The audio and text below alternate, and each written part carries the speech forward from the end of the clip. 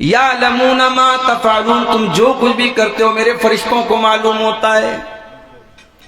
ابھی کہیں کی نیوز ہے، کسی اسکول کی شاید نیوز تھی کہ وہاں باتھ روم کے اندر جو بلب ہوتا ہے، بلب کے ہولڈر میں کیمرہ لگا ہوا تھا۔ اتنا کمبخت تھا اس اسکول کا مینیجر کہ ظاہر ہے کہ اسکول ہے یا کالج ہے، لڑکے بھی پڑھ رہے ہیں لڑکیاں بھی پڑھ رہی ہیں، تو اس نے باتھ روم میں ان کے ویڈیوز کو ریکارڈ کرنے کے لیے باتھ روم کے اندر جو بلب ہوتا ہے، بلب کے ہولڈر میں کیمرہ چھپا کے رکھا تھا۔ آج کے زمانے میں ہم کسی ہوٹل میں، کسی کمرے میں، کہیں پر بھی سیف نہیں ہے، محفوظ نہیں ہے، کہاں ریکارڈنگ ہو رہی ہے ہم نہیں کہہ سکتے۔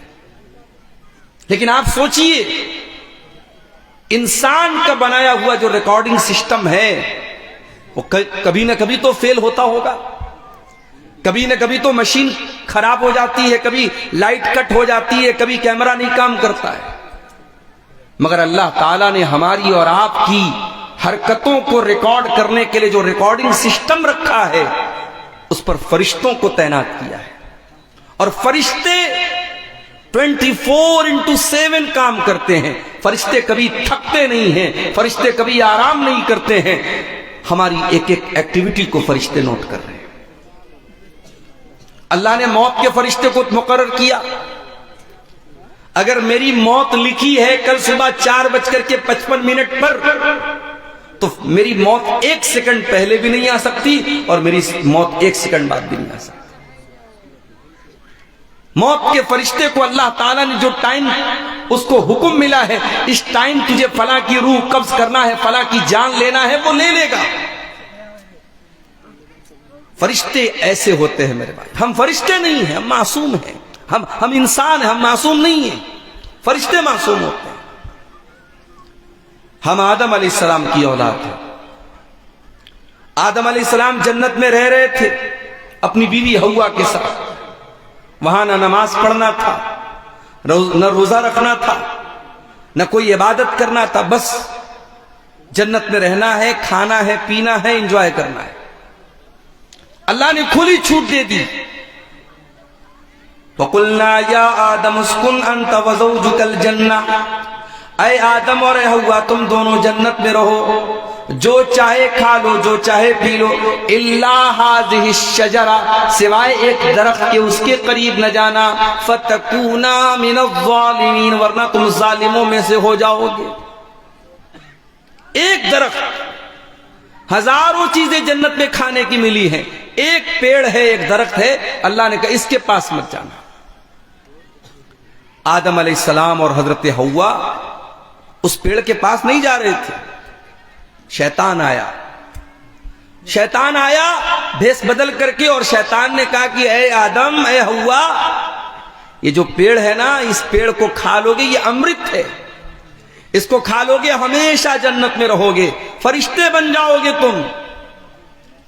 اس نے اللہ کی قسم بھی کھا کر کے یہ باتیں بتائی۔ قرآن کہتا فَدَلَّاهُمَا بِغُرُورٍ، شیطان نے قسم کھا کر کے، جھوٹے وعدے کر کے آدم کو اور حوا کو بہکا دیا۔ یہاں ایک بات اور بتا دوں، بعض لوگ یہ سمجھتے ہیں کہ شیطان نے حضرت حوا کو بہکایا اور حوا نے حضرت آدم کو بہکایا، یعنی غلطی اصل عورت کی تھی، آدم علیہ السلام نے تو اپنی بیوی کی بات مانی تھی۔ ایسا نہیں ہے، قرآن دونوں کو ذمہ دار قرار دے رہا ہے۔ فَأَزَلَّهُمَا الشَّيْطَانُ فَأَخْرَجَهُمَا مِمَّا كَانَا فِيهِ، شیطان نے آدم کو بھی بہکایا، شیطان نے حوا کو بھی بہکایا، دونوں کو پھسلا دیا۔ دونوں کو شیطان نے اس پیڑ کے قریب، جس کے قریب بھی جانے سے اللہ تعالیٰ نے منع کیا تھا، شیطان کے بہکانے پر دونوں نے اس پیڑ کے درخت کو، اس کے پھل کو کھا لیا۔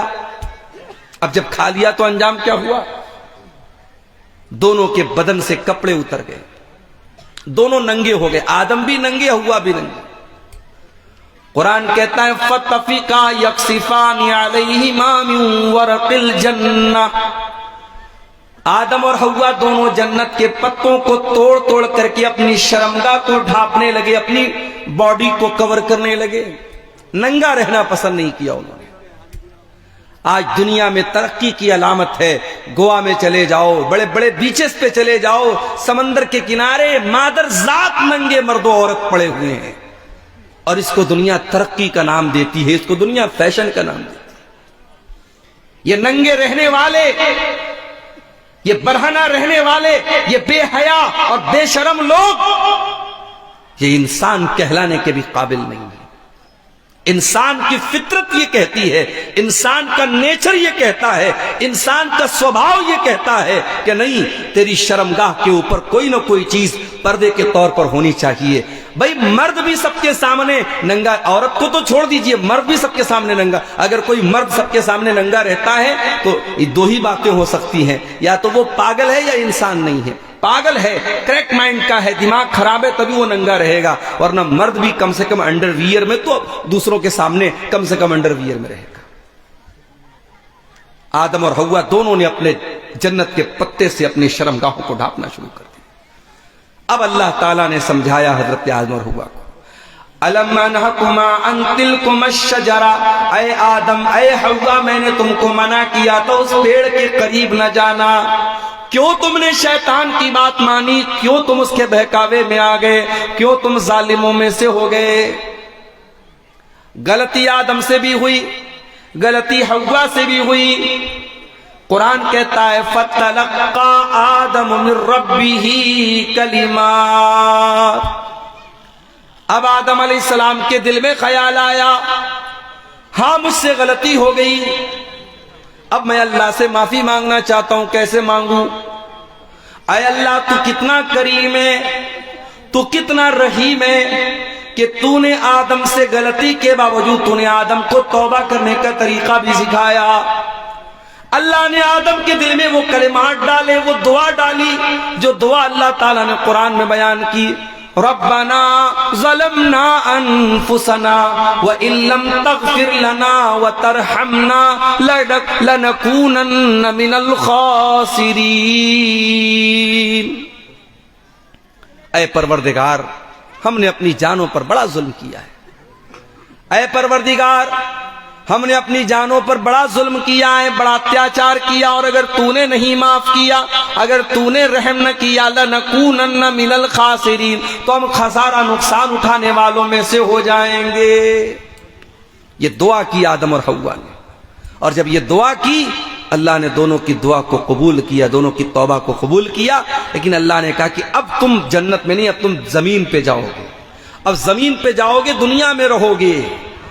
اب یہ آدم اور حوا دنیا میں کہاں آئے، اس کے بارے میں کوئی اوتھینٹک روایت تو نہیں ملتی، لیکن تاریخ کی کتابوں میں یہ لکھا ہے کہ حضرت آدم علیہ السلام جو تھے وہ انڈیا یا شری لنکا کے کسی علاقے میں اترے تھے، اور حضرت حوا جو تھیں وہ جدہ میں اتری تھی، اس لیے جدہ، عربی میں جدہ بولتے دادی کو، تو چونکہ وہاں پہ حضرت حوا اتری تھیں اس لیے اس جگہ کا نام جدہ، سعودی عرب کے اندر جو بہت بڑا شہر ہے، مشہور علاقہ ہے جدہ، وہاں پہ یہ تاریخ کی ایک روایت ہے، ہم یہ نہیں کہہ سکتے کہ یہ اوتھینٹک ہے، معتبر ہے، بس تاریخ کی کتابوں میں یہ لکھا ہے، اس کے معتبر ہونے کی کوئی گارنٹی نہیں ہے۔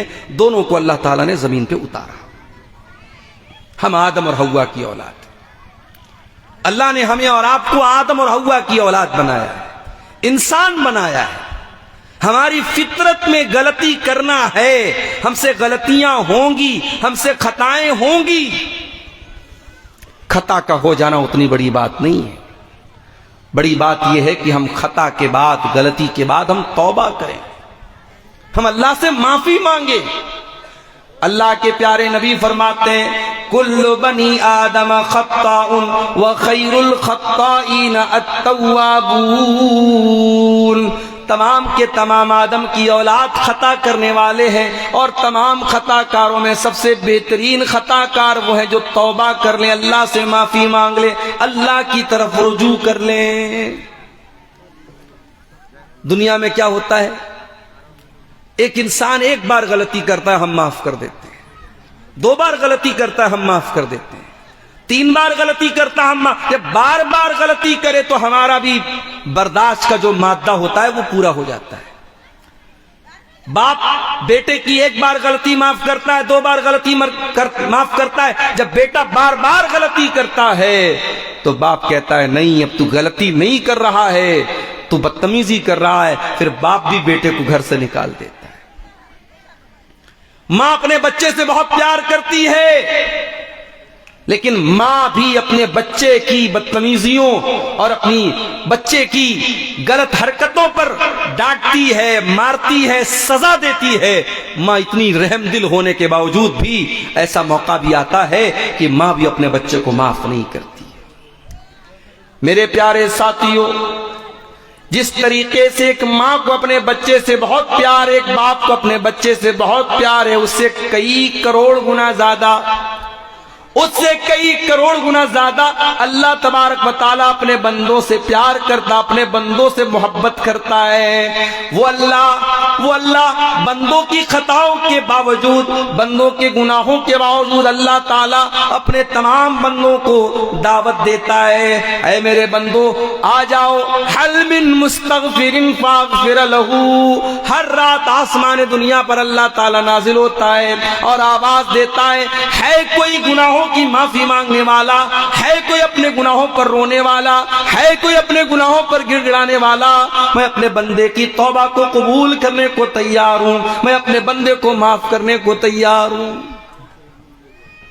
چلیے آپ کی جنرل نالج میں ایک اضافہ کر دیتا ہوں. قرآن کریم کی ایسی کون سی آیت ہے جو سب سے زیادہ رحمت کی امید دلاتی ہے؟ علماء کو شاید پتا ہوگا، آپ لوگوں سے، عوام سے میرا سوال ہے کہ قرآن کی ایسی کون سی آیت ہے جس میں اللہ تعالیٰ اپنی رحمت کی سب سے زیادہ امید دلاتا ہے؟ سورہ زمر کی آیت نمبر 52 ہے. ذرا سنیے گا اس آیت کو. عبداللہ ابن مسعود جیسے صحابی کہتے ہیں کہ قرآن میں سب سے زیادہ امید دلانے والی یہی آیت ہے. قُلْ يَا عِبَادِيَ الَّذِينَ أَسْرَفُوا عَلَىٰ أَنفُسِهِمْ لَا تَقْنَطُوا مِن رَّحْمَةِ اللَّهِ إِنَّ اللَّهَ يَغْفِرُ الذُّنُوبَ جَمِيعًا إِنَّهُ هُوَ الْغَفُورُ الرَّحِيمُ. اے نبی آپ فرما دیجئے، آپ کہہ دیجئے، اے میرے وہ بندو، الذین اسرفوا علی انفسہم، جنہوں نے گناہ کر کر کے اپنے جانوں کے اوپر بہت ظلم کیا ہے، بہت اتیاچار کیا ہے. شرابیوں، زانیوں، حرام کام کرنے والوں، غلط کام کرنے والوں، اللہ کو ناراض کرنے والوں، جتنے بڑے بڑے بھی تم نے گناہ کیے، آ جاؤ. قل یا عبادی الذین اسرفوا علی انفسہم، اے اللہ کے وہ بندو جنہوں نے گناہ کر کر کے، پاپ کر کر کے، اللہ کو ناراض کر کر کے اپنی جانوں کے اوپر بہت بڑا ظلم کیا ہے. اچھا ایک بات پر آپ نے غور کیا؟ گناہ کرنے والا اپنے اوپر ظلم کرتا ہے. بھائی شراب پی رہا ہے ایک انسان، شراب سے کسی دوسرے کو تو تکلیف نہیں پہنچا رہا ہے، مگر اپنے اوپر ظلم کر رہا ہے.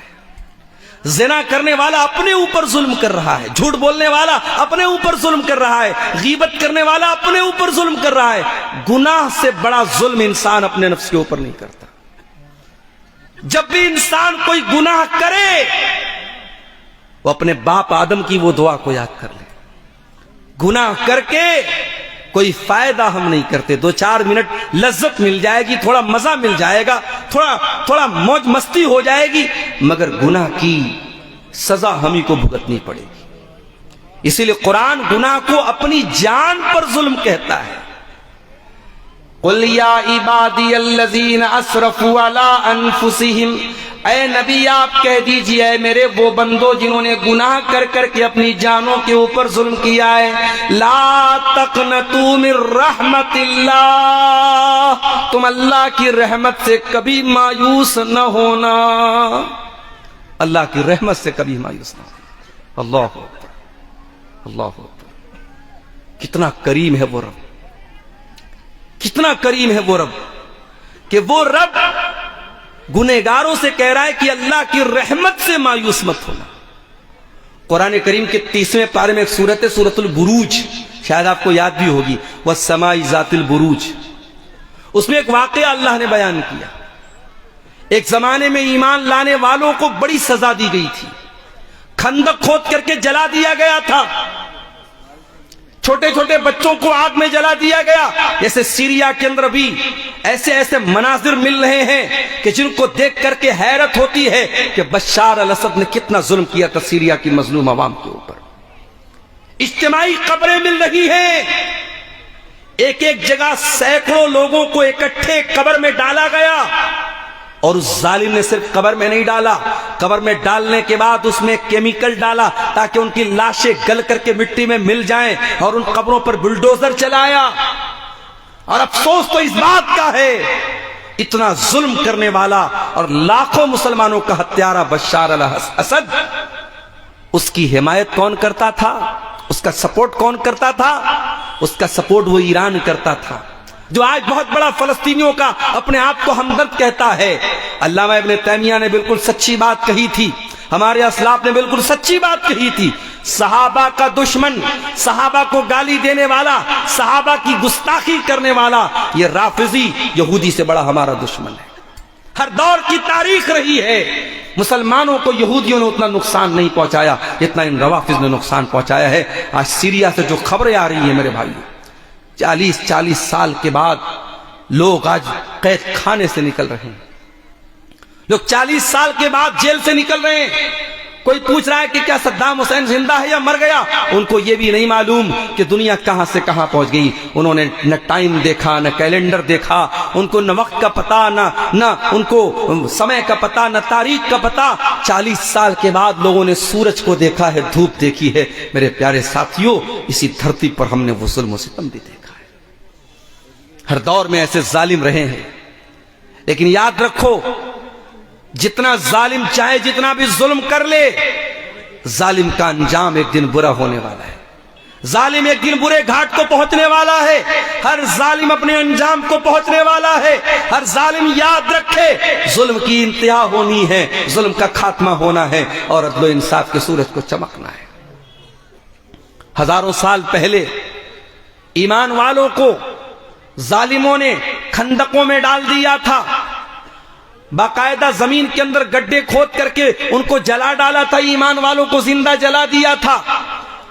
اللہ تعالیٰ اپنے ان ایمان والوں کا تذکرہ کرتے ہوئے فرماتا ہے, وَالسَّمَاءِ ذَاتِ الْبُرُوجِ وَالْيَوْمِ الْمَوْعُودِ قُتِلَ أَصْحَابُ الْأُخْدُودِ النار ذات الوقود اذ هم عليها قعود وهم على ما يفعلون بالمؤمنين شهود.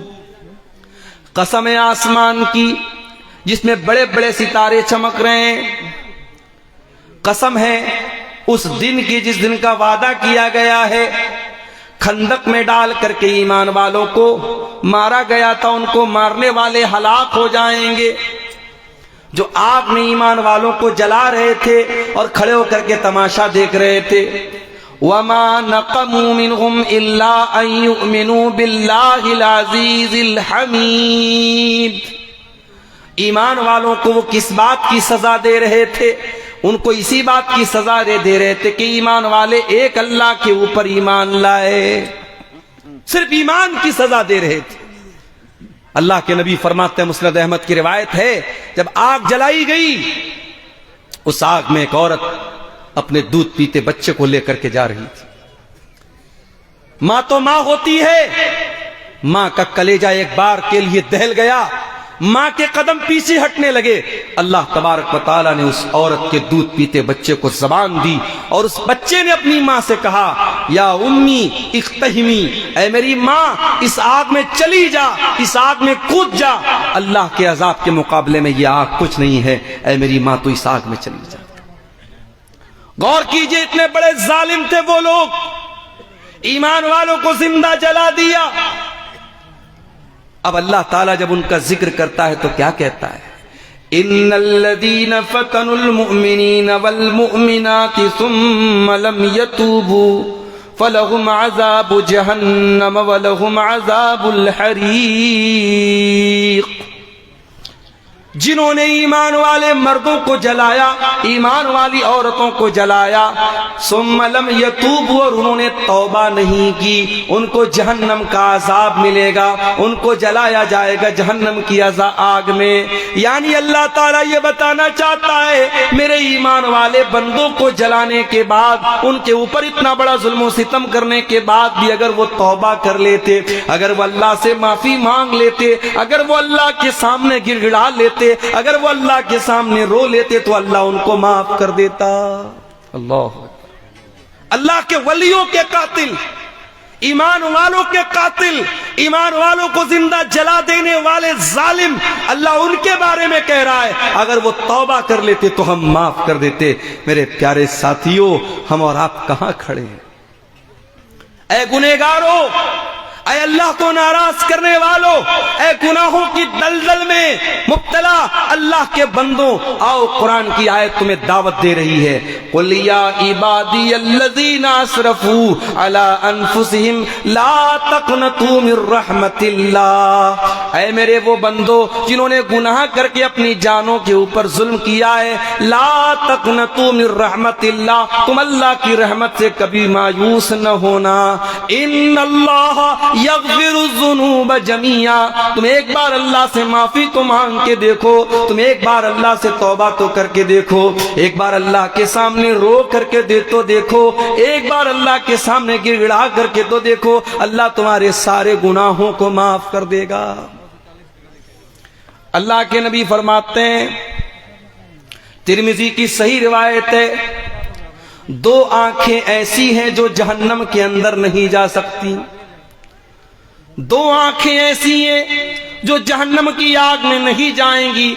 ऐनुन बातत तहरुसु फी सबीलिल्लाह, एक वो आंख है जो अल्लाह की राह में चौकीदारी कर रही है, अल्लाह की राह में पहरेदारी कर रही है, दुश्मन की फौज आने वाली है और बॉर्डर पर खड़ी होकर के वो पहरेदारी कर रही है, उस आंख की अल्लाह ताला हिफाजत करेगा, उस आंख को जहन्नम की आग में नहीं डाला जाएगा।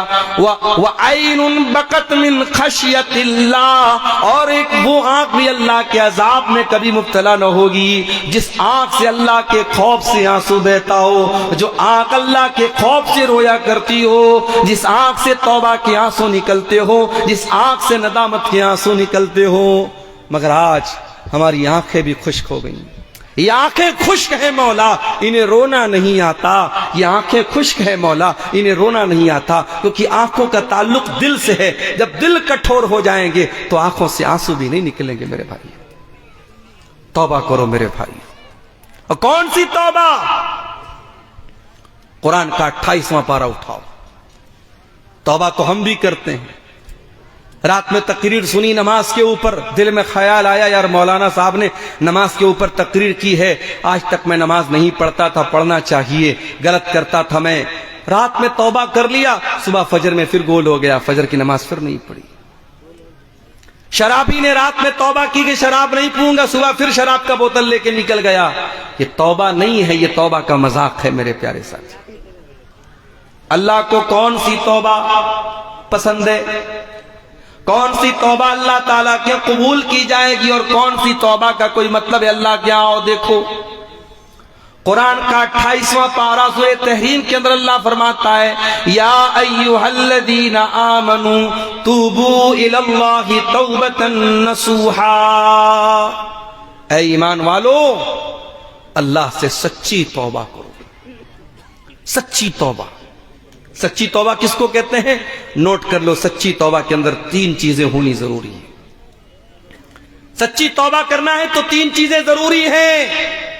नंबर 1 अल इक़लाउ अनिल मासिया, जिस गुनाह से तौबा कर रहे हो उस गुनाह को फौरन छोड़ना पड़ेगा।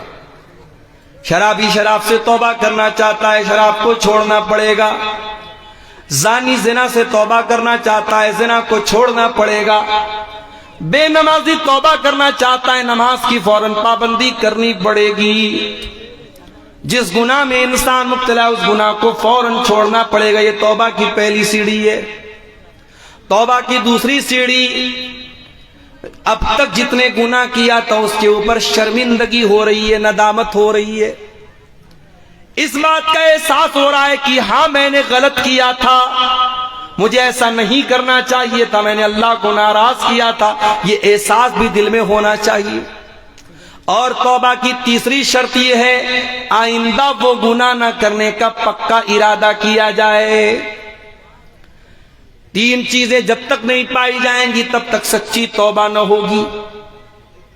اور اگر گناہ کا تعلق حقوق العباد سے ہے، کسی کی زمین ہتھیا لی، کسی کا پیسہ مار کر کے بیٹھ گیا، کسی کا حق مار لیا، کسی کو گالی دے دی، کسی کی غیبت کر دی، تو اب چوتھی کنڈیشن بھی اس کے ساتھ جوڑ لیجیے۔